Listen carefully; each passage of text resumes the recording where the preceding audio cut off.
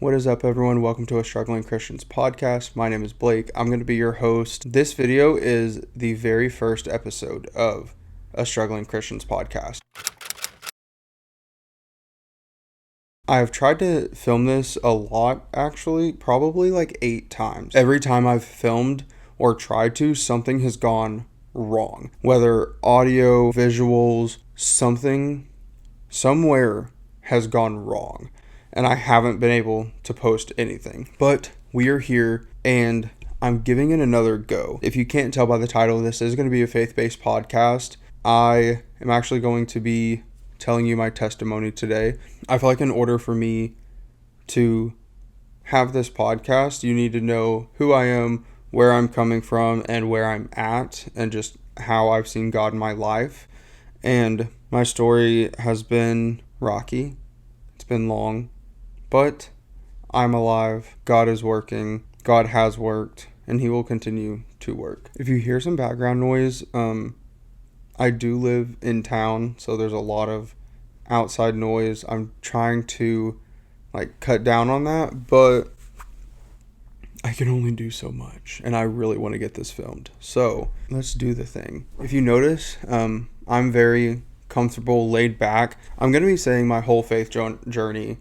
And it's going to be hard. It's going to be tough. I really don't want to do this. And I think God has just confirmed that the very first episode of this needs to be my testimony. No matter how hard I don't want to say it, how ashamed I am, or anything, my testimony has to be the very first episode. So I think a good start is my first introduction to Jesus, and just kind of work our way from there. So I didn't grow up in a religious family by any means. My grandma introduced me to church at a very young age. She lived in a high-rise building it was all older people, and in the basement they had church for the residents. And I don't know how old I was, probably 2nd, 3rd grade. I was feeling really sick, and she took me. And I just remember she told all of the other people that I was sick, and they just all put their hands on me and started to pray for me. And I was just kind of looking around. I didn't even close my eyes or anything. I was just looking around. I had no idea what to think of it, but I was like, okay, that's pretty cool. I just listened to them. And after that, I didn't have any introduction to church. I wasn't in church at all until about middle school. My cousin actually invited me to a vacation Bible school that they were doing, and I went, and it was really just for the games. I didn't go for the actual church aspect of it. I really just went to play the games and have fun. It was something to do, and that was at a church in my hometown. I'm from Arkansas, a very small town, so not a lot to do. I just went and did that. I went back to that church a couple times, but I wasn't saved or anything. I wasn't actually letting the word sink in. I was just kind of listening and being there for something to do. I did actually end up getting baptized at that church. I really just got baptized because other people were doing it, and it was kind of for the effect of it, to be able to go up there and get dunked, stuff like that. I barely remember it, honestly, and nothing changed after that. I was just living my life as a kid all the way up until about middle school. And in middle school, I got introduced to another church, and they had a youth group that I would go to. And a lot of people from my school would go, and I say a lot, it was probably 10 of us. And that's whenever I started kind of listening, but really I was just going to have something to do. They had fun games and then a little message, and we listened to good music, and I just went for that. Nothing ever really sunk in. And I also got baptized there. And I had a history with that church. I went probably from middle school, 6th grade to 8th or 9th grade. And then I kind of quit going. And while I was there, I went to church camp a couple times. I went to a mission, a local mission thing that they were doing, and I really liked it. I think that God spoke to me a lot during those years. And then I got into high school, And as a lot of kids do, I ended up getting into a different friend group, and I started drinking and smoking weed, and I ended up losing my virginity at 14. So 14 was a busy year, apparently, for me. I smoked weed for the first time, I had sex for the first time, and I drank for the first time all at 14. Way too young, honestly. Like, that's crazy. But I really got into that, and I was leaning on it pretty heavily. Like, at first, it was just kind of here and there. Like, it was just a fun thing to do. And around 10th grade, it would happen more often. 11th and 12th grade, it was to the point where it was at least once a month, twice a month, stuff like that. And I just thought it was cool. I was living life. I didn't really care. And then this whole time I was dating the same girl from 8th grade all the way until after I graduated high school. My senior year, I really started to drink and smoke more and just kind of party, living that lifestyle. And 2 months after I graduated high school, me and my girlfriend at the time moved into an apartment together. And it was probably way too soon. She was in college, I was working full time, and I ended up getting a second job. So I was working 100 plus hours a week. But if I wasn't working, we were smoking or drinking. We were smoking very heavily at this time, and it was just really toxic. I surrounded myself with only people that smoked. I really just, my life revolved around that part of my life.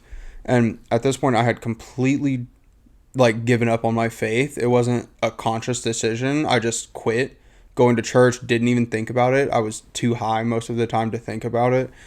And we're just diving right into it, aren't we? But yeah, I was honestly just too high to even think about it, to think about anything. And that year was probably the year that shaped my life the most. To this day, that year was insane. And I still look back on it and I have different views now, but it was very toxic, the environment that we lived in. We lived together for 6 months, just the two of us. And then after that, we got roommates. And that's whenever everything kind of ramped up, if it even could have gotten worse, like it did.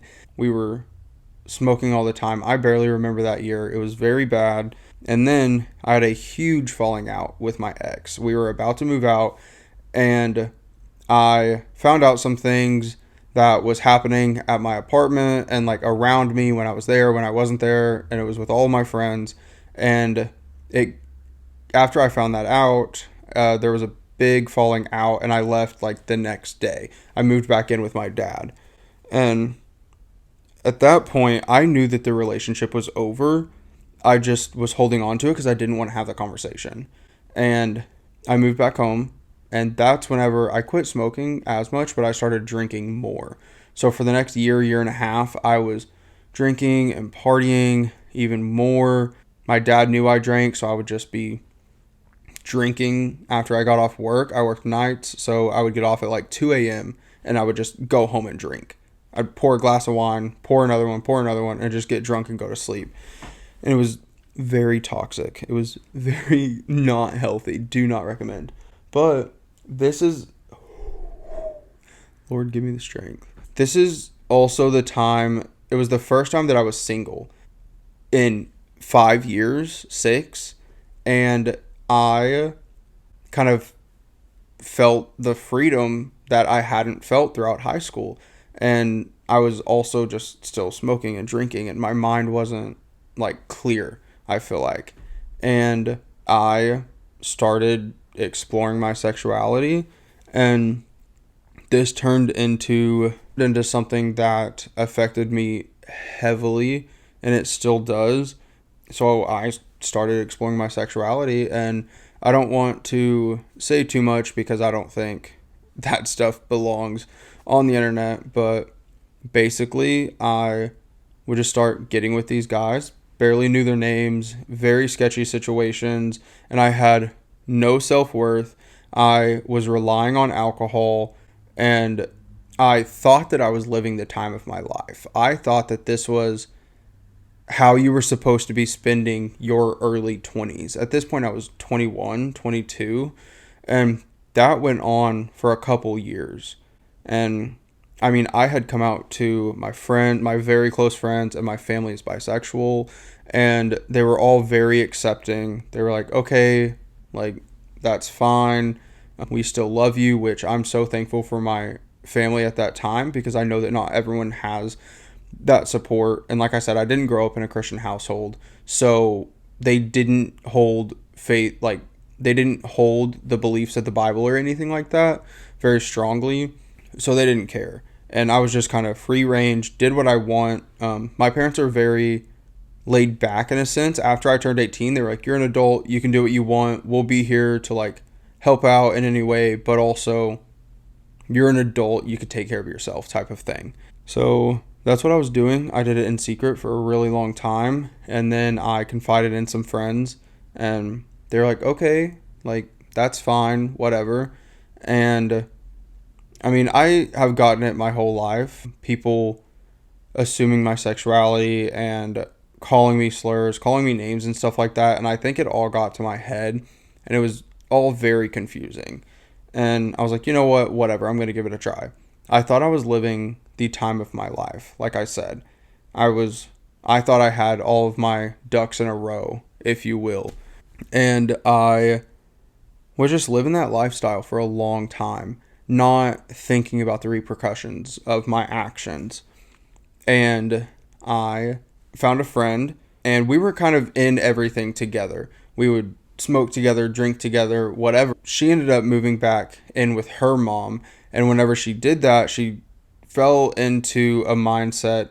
I don't know how much I can say. It's not really my story, but basically she moved back in with her mom, and she was having a rough time, and she really started to lean on God. And she was raised in a Christian household, so she had that foundation, the understanding of God and stuff like that. And I didn't talk to her for a long time. Like, we kind of fell apart. We would kind of text here and there, whatever. But we started hanging out more, and she was like, "Hey, like, I've been going to church more, all of this stuff." And I was like, "Awesome. I'm glad." And then anytime I would go to her with any issues about whatever is happening, I would get really stressed, and I would go to her about problems. You know how you do with your friends. You go to them and tell them your problems, and they try to help you, whatever. She started to tell me, like, well, have you prayed about it? I was like, no, I didn't pray about it. And she would give me a look. She'd be like, well. And she began to tell me all of her stories with God, how he changed her and all of these things. And I was like, okay, but that's not really for me, whatever. I got to rock bottom, and hearing her say that, I was like, I will try anything. So let me give it a shot. Let me try to get back into this. And I started watching Michael Todd, which is a pastor in Tulsa, Transformation Church. I'm sure a lot of people will know him, but I started watching his series, and it really spoke to me. I was like, okay, like, I was getting into it. I bought my first Bible. I was watching sermons and reading, and I began to pray about different things, because I would hear my friend's voice say, like, well, have you prayed about it? Whenever I was getting stressed, I began to pray about it. And it continued like that for a while. And then, these are hurting, y'all. My knees are hurting. It was like that for a while, a slow incline, but I began to feel God's voice. I began to hear it. And I remember Snapchatting her one day, bawling my eyes out. It was probably 1 a.m. and I was just super stressed about work, and just, I was so lost. I had no idea what I was doing with my life. And I was Snapchatting her, and the next day she was like, hey, can I pray for you? Like, can I preach to you? That's what she would always say. Like, hey, can I preach to you? And I was like, yeah, like, okay. We went and got some dinner, and then we went to a local spot that's pretty cool. It's like, has a lookout in town. Parked, ate, kind of told her about what was happening, and she brought her Bible and her notes, and she was like, we were going over this in church. Let me tell you about this and that. And I just felt the Holy Spirit in me at that moment. And through that conversation, and I told her, I was like, I've been thinking about getting baptized and saved. And she was like, okay, well, why not tonight? I was like, what, tonight? I wasn't planning on doing it tonight. And it was crazy. It was the middle of probably November. It was about to start storming and it was freezing outside. I was like, I'm not getting baptized tonight. It's freezing. And she was like, why not? We can do it. And she kept asking me, like, why? And I was trying to think of every reason not to, but there was nothing in my head. There were no reasons. I was like, I told her, I said, I'm trying to come up with a reason, but I feel like tonight's the night. She's like, okay, cool, let's go. We both got super excited. We ran to Walmart and bought some clothes because we didn't have any to get in a lake with. And we drove out to a local lake around my town. And, oh, I thought I wasn't recording. Drove out to a local lake around my town. I called some of my friends. I was like, hey, I'm getting baptized tonight. Like, this is where we're doing it. Come by. So all of my, like, friends that I called came. They shined their headlights on the lake. We prayed in the car, listened to worship music, told a little bit of our testimony, everyone's, and I got baptized that night. And this time that I got baptized, I knew that it would change my life because I felt it. I felt the Holy Spirit so strongly, and it honestly did. After that, I started taking church seriously. I started reading my Bible more. I started praying for God to change my heart and change the ways that I had been living. I feel like my eyes were opened to all of these things that I was doing and I didn't see a problem with. And it was crazy. It was insane. I just loved it. And since then, I have just been growing closer and closer to God and getting a better understanding of him. And I started to realize that my sexual immorality was taking a huge toll on my heart and my mental state. So a couple months later, I was like, I have to fix this. I have to fix this area of my life. Let me rephrase that. I can't fix anything. I have to give it to God. I have to give it to God. And I decided to be celibate, and I realized the importance of waiting till marriage, and now I preach it so strongly. I tell everyone that will listen about what I've learned in that area. But yeah, that is a lot of my testimony. And since then, I've just been giving it to God in every area. And I have been amazed by what God has been doing. And over the last year, I moved out into my apartment that I live in now. And God has just provided, and I have been praying that he works in my heart, and he has. I have been secluded. Like, whenever I first moved into my apartment, I was very secluded. It's the first time that I've ever lived alone. I live, like, out of town. I moved closer to work, like 30 minutes away, not super far, but enough to where I can't just drive down the road and see my friends or see my family. And some days have been really, really dark. But I've been learning to put that in God's hands and have him restore my heart. And he has just been digging deep into my heart, the depths of my heart, and changing my mindset, changing my wants in life, my viewpoints, and everything. And it's funny because whenever I first started thinking about this podcast, I didn't even go to church. Like, I didn't have a church that I was comfortable going with. I could not get myself to go. And I started praying on that area of my life so strongly. I craved a community of godly believers that would push me to God and give me godly advice. And I mean, God delivered. About 4 or 5 months ago, I started going to a young adult service on Tuesday nights that we have around town. And it has changed my life. Like, it sounds crazy, but I fell into a great group of people, and all of them so my church has 3 campuses. They all went to a certain campus, and they invited me, and I was like, okay, like, I'll start going. I've been wanting to go to church, and it's been great. I thank God every day for the community that he has surrounded me with and he has blessed me with, because I craved it so strongly. And I journal, so I have letters to God, and in those letters I used to write, God, I just want a community. I just want godly people, and I want to be able to go to church and know people. I don't want to go and have to sit by myself and just kind of listen to the message and leave. I want to have that community that I always hear people talking about.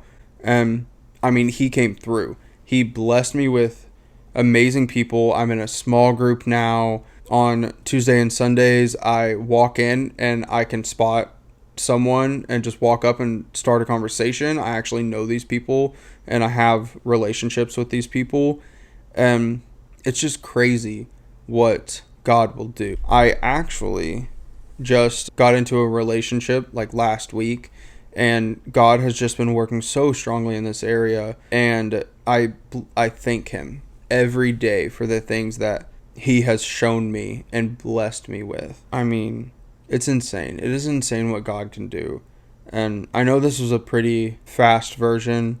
I think it's fast. It was a pretty quick version of my testimony.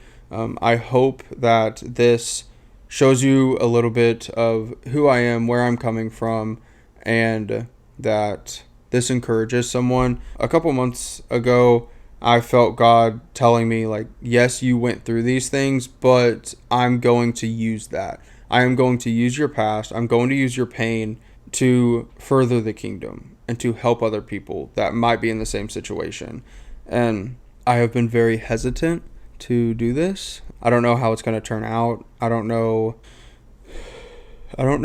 God's plan at this moment, but I have been feeling this calling for a long time. And recently I've been praying about God's calling, and today I was with some people and they said a lot of people think that you have to be equipped in order to fulfill God's calling for your life, when in reality he calls you and he will equip you on the way. And after that, I was like, you know what? I've been wanting to do this podcast for a long time, and I've tried and then just kind of gave up because the enemy was attacking, and I took that as God telling me, hey, this isn't for you. That's not it. But I am giving it another go around, y'all. I really hope that this video meets the eyes of others and it meets YouTube or Spotify or wherever I choose to post it, because none of the other ones have. I'm not kidding. I've done this so many times, and I am adamant that this reaches the internet. I have a lot of episodes planned, a lot of topics that I want to go over, and I would love to start having guests on. I have a list of guests on my phone from a long time ago. And I mean, whenever I first felt this, I started making a list of people that I would like to have on, different topics that I want to go over, and notes and all of these things, and it just never has worked out. And I'm hoping that this is the time. I'm praying God is going to work in whatever way that he sees fit. I am just here to tell my testimony and to share thoughts. I love deep conversations with people. I love rambling about certain topics and hearing other people's points of view and seeing where they come from, learning about people's lives and how God has changed them. And I really hope that this can be an outlet for that and a chance for me to do something that I'm already doing and that I love, but also sharing it with other people. So that was my testimony. I am praying over this video. I'm praying over the future of this podcast, and I really hope that you stick around for it. So I hope you guys enjoyed this video of my testimony, the very first episode of a Struggling Christians podcast. I did want to kind of explain that title and what to look forward to in future videos. The title, A Struggling Christians Podcast, it came to me one day, mostly because I wasn't in church. I wasn't following God as closely as I should, and I know that a lot of other people dealt with that. And whenever I looked to the internet, it almost felt like people were condemning you, or people are speaking from hate or a certain area, and I never ever want people to feel like that with what I'm saying, because I think that with Christianity, you should always lead with love, compassion, and you should treat people kindly. And I really hope that that is the vibe of this podcast. I just want to show people the glory of God and how much he can change you, even in your current situation, whatever that is, whatever you're going through, whatever your mindset, whatever you've done, God can change that. God can come into your life and change that. And even if you do know God, but you struggle and you feel shame about it, I want to touch on those things because it's not easy living the Christian lifestyle. It's not easy turning away from the world, turning away from yourself, and picking up the cross, And a lot of times people think when they look at Christian influencers or Christians, they're like, oh, like they just have it easy and they only show the glory parts, stuff like that. And that's true. I mean, social media is a glimpse and it's all the good glimpses. And I'm not saying that's a horrible thing, but it's an easy way to get trapped and it's an easy way to fall into a certain mindset. And I would really like to just get it across that it's not always easy. God is going to test you. God's going to test your patience. He's going to test your trust in him. He's going to test you in so many areas, and that's okay. Like, the most important thing is following God. So that's a little bit about why I chose the name and where I want this podcast to go. I don't know the next episode. I don't really know anything. I'm kind of just winging it at this point, but I'm going to rely on God. I'm going to trust God and put my faith in him, and I'm excited to see where it goes, and I really hope that I can encourage some of my close friends and recent friends to come on and hear their testimonies and kind of hear what they think about God. I'm really excited. I hope that y'all are too, and I'll see y'all in the next episode. Bye, y'all. That didn't stop it.